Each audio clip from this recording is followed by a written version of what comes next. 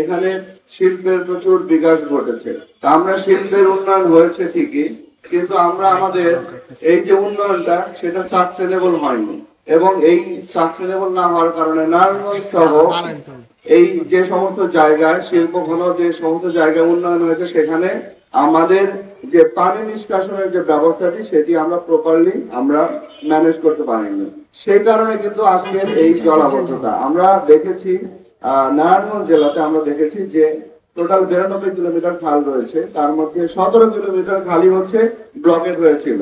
সেটি আমরা উদ্ধার করতে সক্ষম হয়েছি, কাজ করে যাচ্ছি। কিন্তু আসলে আমার ধারণা ছিল না যে রূপগঞ্জের মতো একটি উপজেলাতেও এই ধরনের জলাবদ্ধতা নেমে আসতে পারে।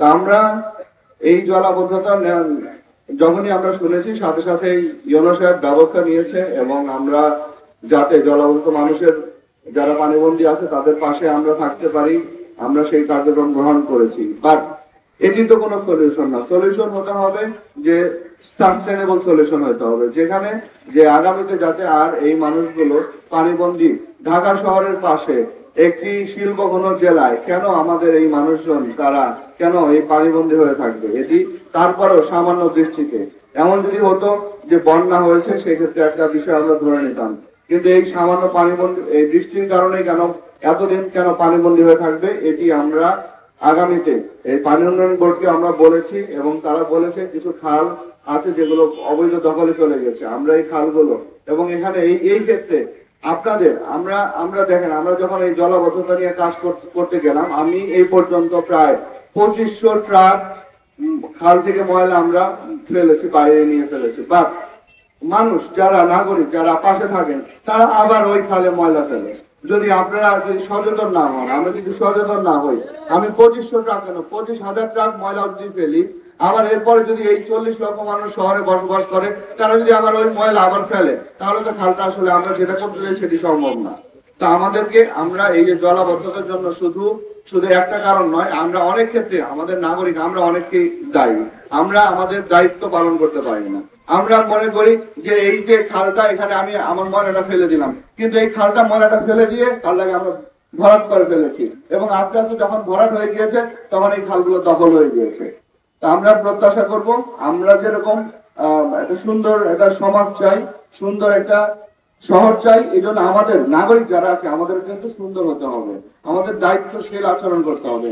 আমরা সেটা আপনাদের কাছে প্রত্যাশা করি, আমরা বিশ্বাস করি এই দায়িত্বশীলতার মাধ্যমে আমরা আমাদের শহরকে এই রূপগঞ্জ উপজেলাকে আমরা যেভাবে দেখতে চাই, এই ইউনিয়নকে যেভাবে দেখতে চাই সেটি আমরা বাস্তবায়ন করতে সক্ষম হবো। আর আমরা আজকে আপনাদের যারা পানিবন্দী আছেন তাদেরকে সরকারের পক্ষ থেকে আমরা আপনাদের পাশে আগেও দাঁড়িয়েছি, আজকে আবার এসেছি, যাতে আপনাদের কোনো কষ্ট না হয়।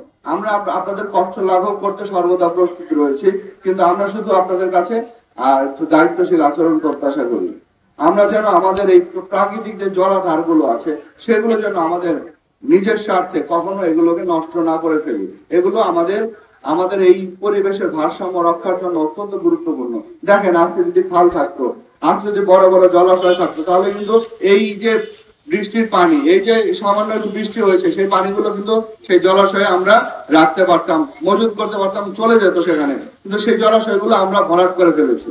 তা আমরা আগামীতে এই কাজগুলোর দিকে যখন আমাদের এই ধরনের ঘটনা ঘটছে আমরা যেন সবাই সোচ্চার হই, সেই প্রত্যাশা রেখে আবার এত সুন্দর এটা আয়োজন করেছেন।